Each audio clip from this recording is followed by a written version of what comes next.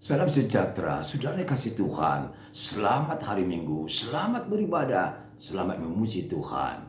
Bahagia selalu bersama Dia yang selalu mengasihi dan memelihara hidupmu. Saudara, mari kita membuka hati untuk Tuhan, namun kita awali dengan penyerahan diri. Ya Tuhan kami, kepadamu kami angkat doa dan pujian ini. Semuanya untuk kemuliaan nama-Mu. Amin. Saudara yang kami kasihi dalam nama Yesus Kristus, bukalah pintu hatimu menerima firman Tuhan. Khotbah Minggu hari ini, Minggu Septuagesima, 70 hari sebelum hari kebangkitan Kristus, tepatnya Minggu 16 Februari 2025.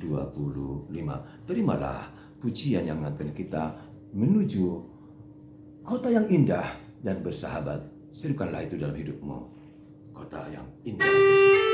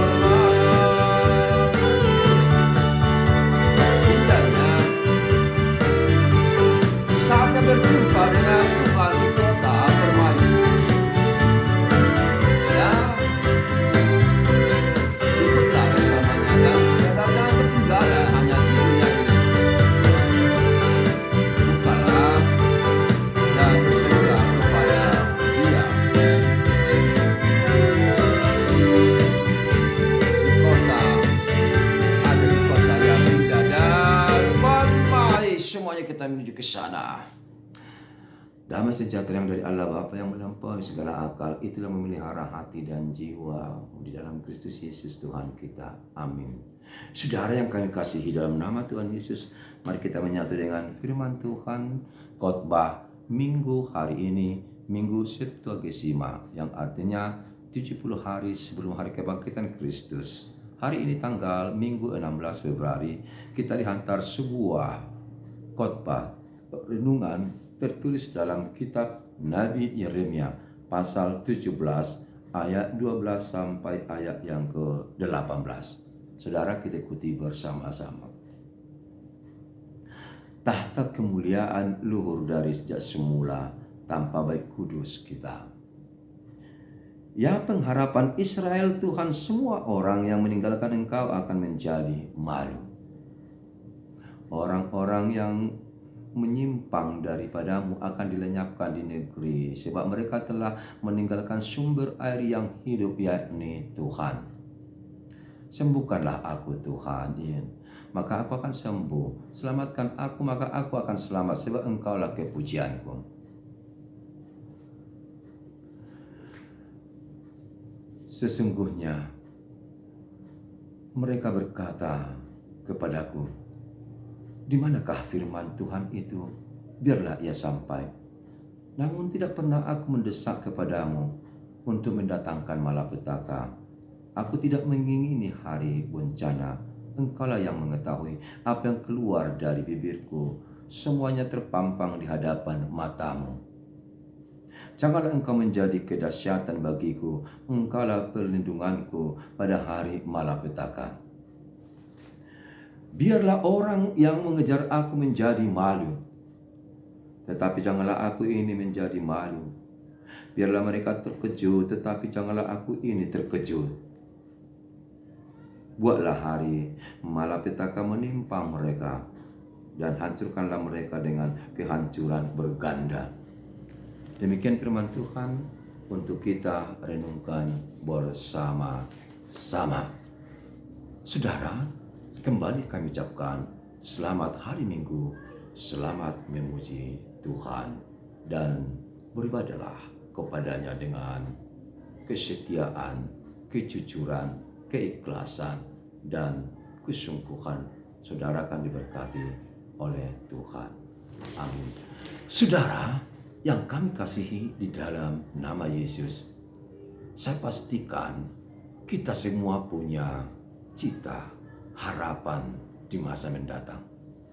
Dan setiap orang pasti memerlukan sesuatu hal yang bisa mendukung pencapaian cita-cita maupun harapan hidupnya. Seorang anak sekolah bercita-cita menjadi seorang sarjana atau menjadi seorang pejabat. Harapannya ketika dia nanti duduk sebagai seorang pejabat, ia akan memberi kesempatan orang-orang untuk berkarya, bekerja, lalu akan mengangkatnya menjadi pengawalnya dan memberikan upah sesuai dengan ketetapan yang ada. Seorang petani punya pengharapan, ketika panen tiba, maka ia akan mengumpulkan hasilnya berlipat 1 kali, 2 kali, sampai 100 kali. Dan itu harapannya. Seorang pedagang punya pengharapan, jangan pernah ia merasa atau mengalami kerugian, namun dia harus selalu mendapatkan keuntungan. Ya, banyak lagi cita-cita orang. Sekarang pertanyaan, apakah yang menjadi cita-cita orang Kristen atau para pengikut Tuhan? Saya yakinkan saudara sependapat dengan saya, bahwasanya saya tidak mau hidup dan hidup hanya di dunia ini. Sebab tujuan saya bukan dunia, tapi saya mau hidup bersama surga, kehidupan yang baka di mana Tuhan ada di sana menantikanku. Harapan saya bukan sekedar panjang umur, badan sehat, dan beroleh sukacita setiap saat. Tapi saya punya pengharapan bahwa nanti saya menjadi orang yang diberkati, lalu membagikan berkat lagi kepada orang lain. Saudaraku, pada khotbah hari ini, firman Tuhan menekankan bahwa Tuhan adalah pengharapan yang sejati bagi kita. Tuhan adalah bagian dari pelayanan kita yang kita kabarkan dan kita kobarkan, kita persaksikan setiap saat. Harapan kita orang Kristen akan mencapai kehidupan yang bakal dan mendapatkan mahkota kehidupan kekal. Ya, Yeremia pun punya cita-cita agar bangsa Allah senantiasa setia dan taat dan menjadi bangsa yang terberkati. Lalu ia mengajak bangsa Israel, bangsa Tuhan, untuk sama-sama mempermuliakan Tuhan dan melakukan tanggung jawabnya sebagai bangsa yang dipilih. Yeremia menyerukan bahwa pengharapan itu akan tiba. Dan itu bukan sebuah rekayasa dari cerita, tapi itu benar-benar terjadi, di mana Tuhan akan datang memberikan keselamatan, Tuhan datang memberikan sukacita, Tuhan datang mencukupkan apa yang kita butuhkan, dan akan menghampiri orang percaya. Lalu orang-orang percaya itu akan dibawanya menuju tempat bahagia atau surgawi. Tapi sebaliknya orang-orang fasik, orang-orang jahat akan meringkuk dalam penderitaan. Yeremia benar-benar lelah tak berdaya. Ia begitu capek dengan menjalankan tugas di dalam membimbing, mengarahkan, membawa bangsa itu ke hadapan Tuhan dan mengingatkan agar mereka jangan menjadi bangsa pemberontak atau pecundang.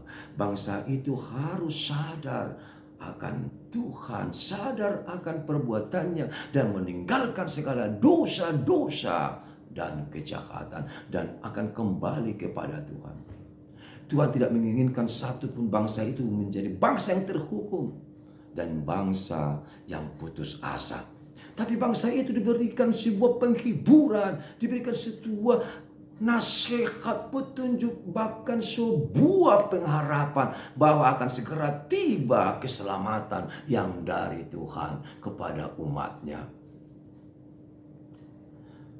Ketika itulah Yeremia pasrah dan berdoa, memohon kekuatan penyertaan. Saya berkata, ya Tuhan, sembuhkanlah aku, sebab Yeremia banyak mengalami duka, luka-luka yang dalam demi bangsa itu.